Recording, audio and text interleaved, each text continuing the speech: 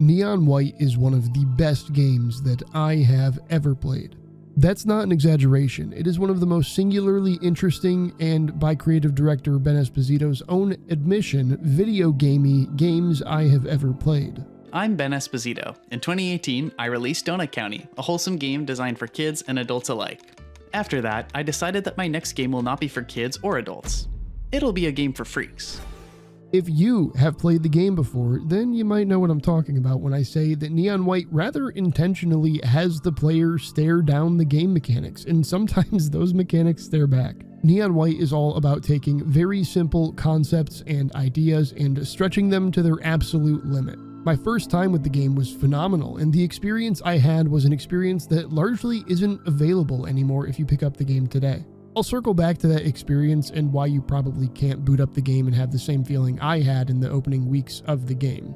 You can get close, probably, but in order to explain why that experience is so difficult to achieve now, I have to explain what the experience was. So I am putting my weird niche knowledge as a former top player of the game, and by top player I mean like top 2 to 300. I don't remember exactly where I ended up. But I'm putting that knowledge to use, and I went into 3 of the levels in the first area and walked through the progression of the level, the skips that were found, and how we all went about learning those skips in the early few days of the game before it reached the stage that it's at if you buy it now, which is where a lot of the levels are more or less solved.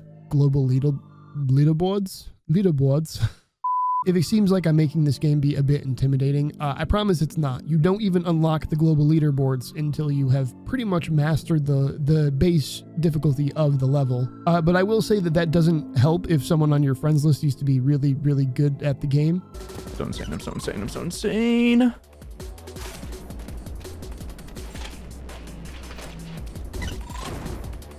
Shit. Oh my god. Silver? 12 seconds? How does he do it in 12? Daily How the f did he do it in 12?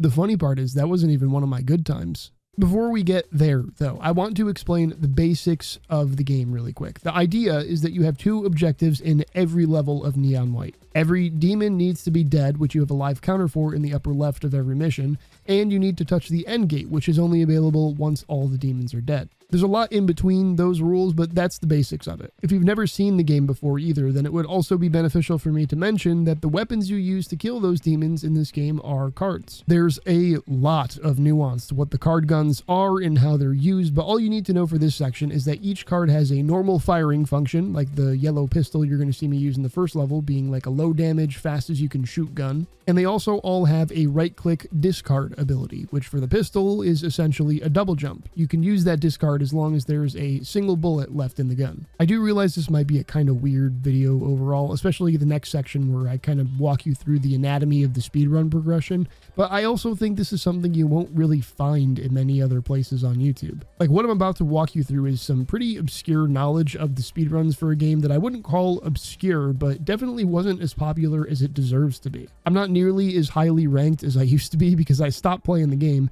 but scrolling through, you can even see in the first couple zones, there's still a lot of times that have stayed within the top few thousand, and even a few under top 1K, despite the fact that I haven't played this in forever, or used any of the new skips that have been found.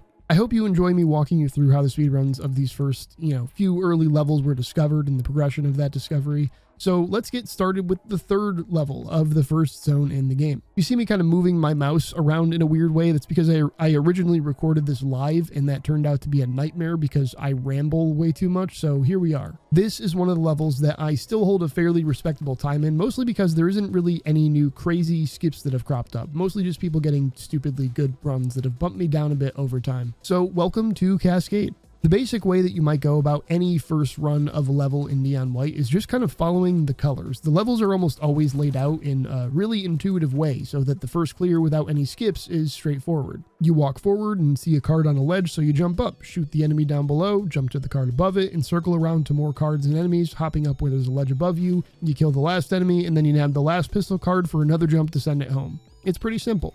Then the levels start opening up to you. As you go faster and faster, you start to hit different times that the developers have set to unlock badges. There's bronze, which is basically a participation trophy for beating the level. Silver, which unlocks the gift, which is a collectible hidden in every level. and then gold and diamond, which unlock a hint or a skip in the level, and your ghost to really time trial it out, as well as the global leaderboard once you get diamond. When you get the global leaderboard, it lets you see how far behind the rest of the people playing this game are, and it's usually a good old punch in the dick. One of the first skips you might do to start saving time is right here where you can use that extra pistol jump to skip the section looping around on water, because like I said, the only things you need to do are kill the demons and touch the end portal. Anything else like all of that platforming that doesn't get you there faster is unnecessary. Then, assuming you get the hint unlocked, you'll see that you can go even faster by just killing the first enemy from a distance and then scooting off to the right and up to the end of the level, which should get you diamond if you execute it well enough. But beyond that, where do you save time? Well, in order to explain that, let's go back to the first level, where right in the first room, you learn a lesson that carries over through the rest of the game. Walking is kind of the normal speed. Falling is your absolute slowest, and being on the water is the fastest that you can be in Neon White, excluding card abilities. So going back to Cascade, the first way you can shave some time off is by skipping time in the air, which is slow. Using a hop, then discarding the pistol at the start leaves you in the air above the platform for a bit long, but without the jump, you don't get high enough to land on the platform if you only discard. With that in mind, the little bridge over the water has a tiny little arc to it, and if you place your discard well, you can use that height in the middle to just barely get on the ledge, which saves you time. It might seem insignificant, but it gets so much wilder than that, and when you really start going for the top times, the little things aren't so little. But even beyond that though, how do we go even faster? Well, remember the first level. Falling is slow, walking is fine, and water is fast. So what we started doing was this little scoop off the platform right at the start. Jumping and discarding while maintaining some speed gets you up there pretty fast. And then it's just about putting the parts together in one run, so scooping down, getting the water boost, and then jumping up, shooting the first enemy, getting to the next platform, and wasting as little movement as possible to get to the final gate.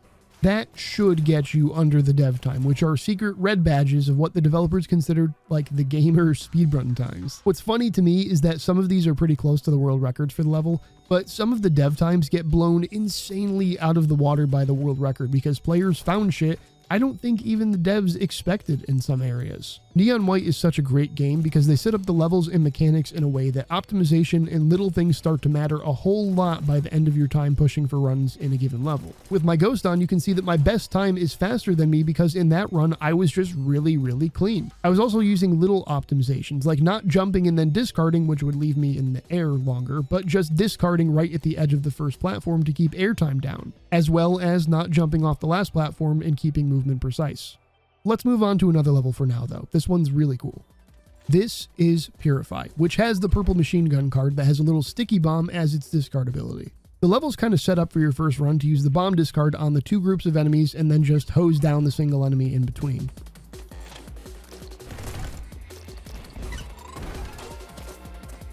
The skip that you learn is that by hopping over the wall right before the first group of enemies, you can shoot the lone enemy and then bomb the second group, which will open up the portal just as you hit it if you do it right. The big skip here, though, that's mostly execution based, is actually based on this little set of stairs right here on the side. Why are those there? Well, they're there for style, but also because you can launch yourself over the wall at the start rather than running, which means you're falling for a bit, which is slow, but then you hit the water and go Mach 5, which actually gets you up to the first group of enemies faster than the normal route by about half a second or so. It can be up to an entire second based on how clean of a jump you get over the top, because if you angle it right, you can just barely get over the top, which means less time in the air and faster to the water below. I believe the real strat for this also calls for you to bomb the first group of enemies instead of shooting them, and then using that bomb to launch yourself over, which I didn't do here, but that's the kind of thing that was really fun early on, was people kind of timing it out to see if it was worth doing the jump over the top. Now the experience is different than the game being new because you can just Google the world record run and copy what they do. But people did some pretty weird shit in some of these early levels as strats, especially once you hit like chapter 3 and 4 and the game starts to get more complex. Whereas now, as far as I understand, the game is more or less solved, which kind of sucks. I hope desperately that a Neon White 2 happens eventually so people can experience what the early days are like for a game like this.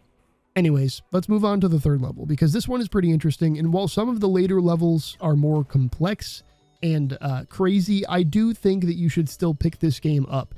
and try it if you haven't already. So I won't really be showing any of the bosses or endgame levels in the hopes that you like what you see here, and just trust me that this shit gets crazy.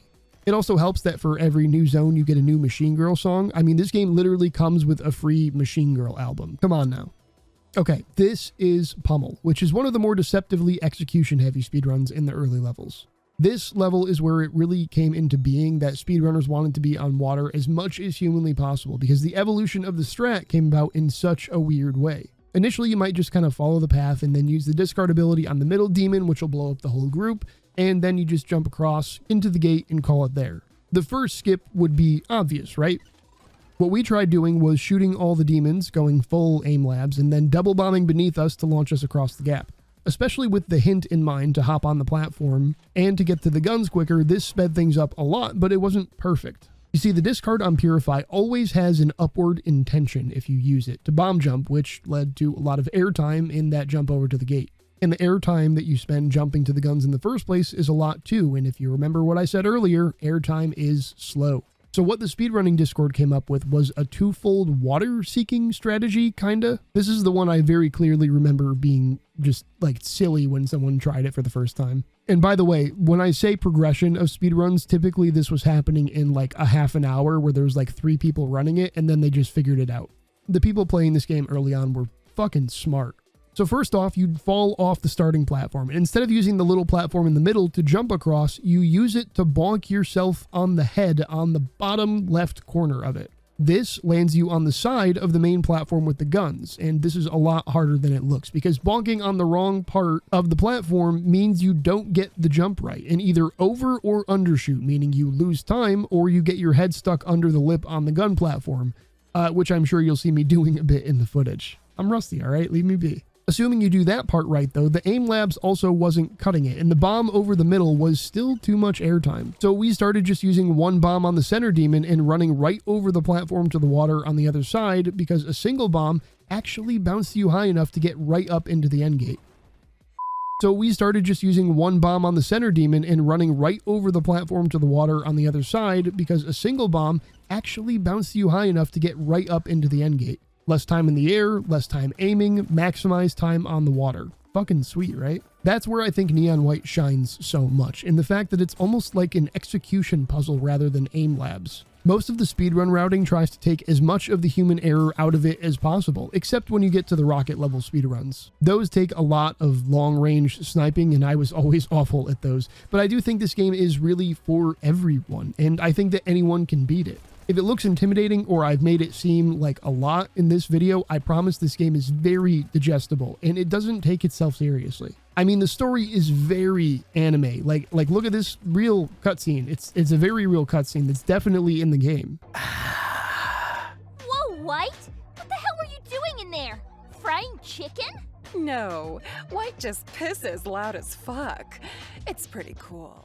There is so much hidden nuance to what amounts to largely very simple abilities given to the player, and there's just no part of this game that is lacking. If speedrunning interests you at all, play this game. If speedrunning doesn't interest you at all, you can 100% ignore the crazy strats and just go for diamond medals, which are all very achievable. You can 100% this game without ever getting a red medal speedrun time, and it will still feel like a major accomplishment because it is. Neon White is a triumph of inventive and engaging gameplay where experimentation and optimization is king.